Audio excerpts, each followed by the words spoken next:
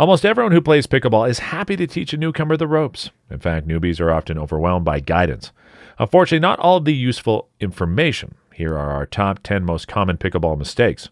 These are the things that keep you from getting better, but that you don't often hear people talk about on the courts. This video will help you understand some of the most common mistakes that beginner pickleball players make and how to fix them. Let's get right into it.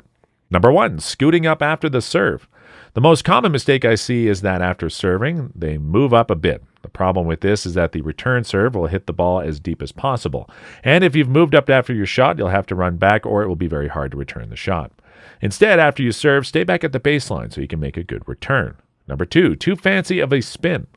The next mistake that beginners make is getting too fancy with their spins. As you get better, the spin becomes more important. But as a beginner, you should focus on your technique more than anything else. Faults can cause problems if you try to be too fancy too soon. Number 3, smashing balls too early. Beginners also often try to smash the ball too soon. You'll have to work on being patient when you're dinking. If you get impatient, here, the motto is live to dink another day, since the ball can pop up if you hit it too hard. Number 4, kitchen faults. Because the kitchen isn't the easiest place to understand, mistakes happen a lot there. 2, our website has a lot of information about the kitchen rule, which is a good thing. In short, you can't start a volley while you're in the kitchen. Number 5, poor serve techniques. As we said before, you should work on your skills before trying anything fancy. Beginners tend to flip their hands over, which makes it hard for them to serve. Keep the paddle parallel to the ground and you will do better. Number 6, not taking centerline shots as the forehand player. If you're just starting out or new to racket sports, your forehand is your best shot. Many people are better with their right hand, so when their palm is facing the opponent, this is their forehand. As a forehand player, you want to take the shots that come down the middle when they're coming at you, since the forehand is stronger. Number 7, not letting shots go out. Learning to know which shots not to go for definitely comes with experience. If a ball is coming towards your face, or shouldn't even if you're in the kitchen, you need to learn not to do this and let the ball go out so you don't get a kitchen fault. They are some of the easiest points you'll make in the game. Number 8, not getting to the kitchen. After you get the third shot, it can feel weird to run to the kitchen, but this is an important habit. You want to get there after returning a serve. One way to do this is to take a step forward after you hit the ball on the first return. Number 9, backing off the kitchen line.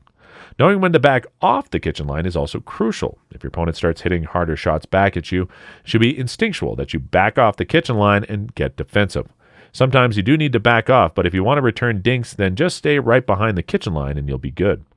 Number 10, hitting the ball too hard.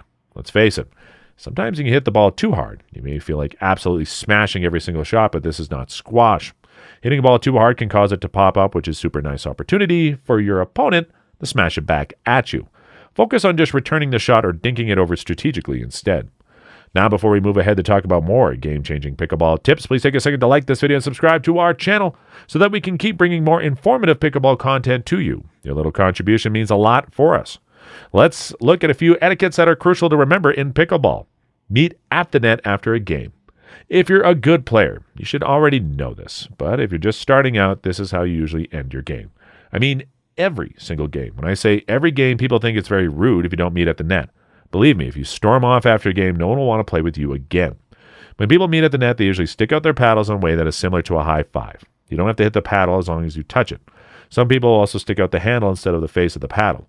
This is because some players don't want to risk breaking the paddle face on the edge guard.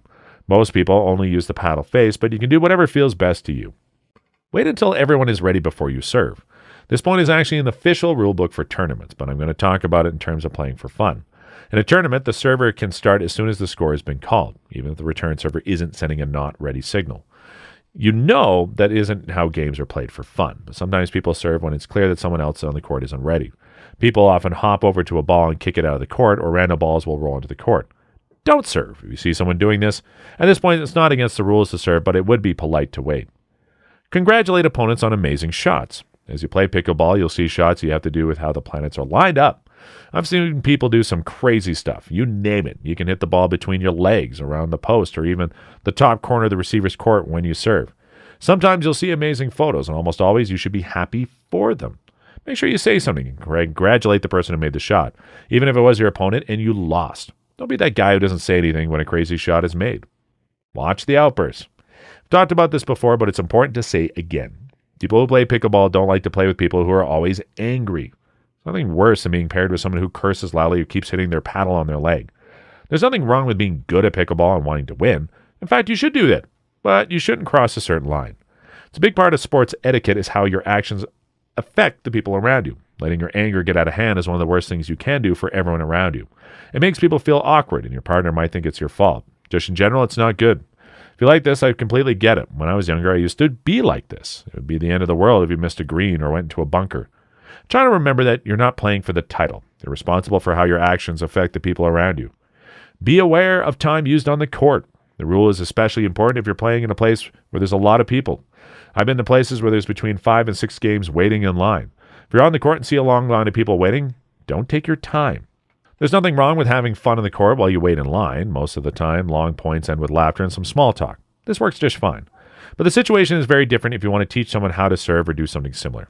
There's nothing wrong with helping new players on the court, but it's better to wait until the game is over before doing so. When the pickleball court is crowded, some places will only play to 9 instead of 11. These rules are important to follow. When you follow these rules, you also respect the time of other people. You wouldn't want to be held up on the court either, so pay attention to how fast you play. So what is your number one strategy to improve your pickleball game? Tell us in the comments.